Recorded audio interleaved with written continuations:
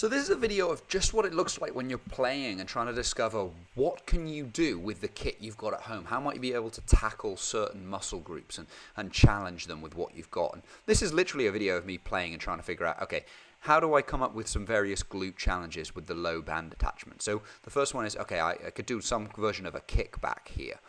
Cool. This chair I'm leaning down on, I don't love the position that my torso's in, but I wasn't convinced the top of the chair would be that stable. You can then see me trying to figure out, is it that stable? So I tried to go there, and I'm like, okay, I can. It changes where my mass is on the standing leg a little bit. That band is also wanting to jerk me back out of that back position quite strongly. So there's even a challenge onto my standing leg and the glute on my standing leg to hold that position correctly as I go through. What happens if I lean on that? Nope, that's not particularly stable. Let's go back to the chair. So if I had a bigger or more sturdy chair or something I could prop in front of me to do this, this isn't a bad movement and I quite like it. But with the size of the chair that I've got, I don't love it. Okay, so next up, let's see, what was I thinking? Okay, if we go down, that chair's going to probably need to go out of the way. Then I decided, nah, it's still too close to me. Let's put it over here for a minute. What if I do a quadruped position? So I go onto all fours and do a kickback in this position. The band is still going through the middle of me. I think, no, that's way too easy for my glute there. Let's go back a little bit. Oh, let's try and keep that roughly in the middle is what I was thinking there.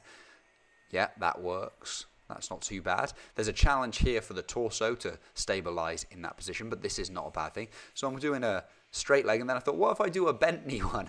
And essentially what happened was that band snapped off my leg and hit me in the balls. So that doesn't work particularly well. Then I was like, what if I do it the other side of my ankle? Nope, the tension drops off and it doesn't stay on there. Because of where it's attached on the ankle, the bent knee version, which is a nice way of taking the hamstring out of the hip extension that we're doing here, and therefore making it more glute focused, versus this straight leg version, it just doesn't work with where the band's being attached. So cool, okay, back to the straight leg one. Okay, that works.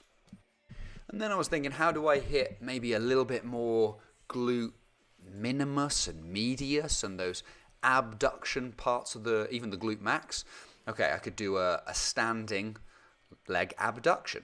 Cool, so let's try that. And then I thought, okay, it needs to be a bit further away. Yep. And then I thought, I'm having to lift my own leg to stop it running along the floor here. So can I stand on something to take that? Cool, yeah, I've got this little wedge behind me. It might be a wedge, so I thought, let's face it forwards. No, we'll go back. Right, and then I'll stand right on the back of it and see if that just elevates me high enough up.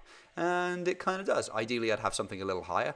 But then I realized, well, now I'm leaning a bit too far forwards, which isn't necessarily a problem, other than maybe for my balance. It does shift the angle at which my leg is pulling out to the side relative to where my torso is, which shifts the focus in the glute medius max minimus kind of area as well a little bit. So there's no bad thing that doing abduction in different torso angles.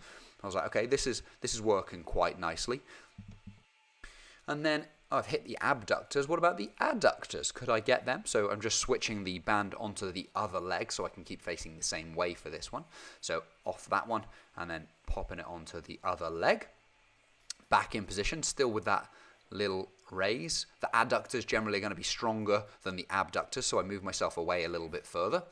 And then it's pulling across.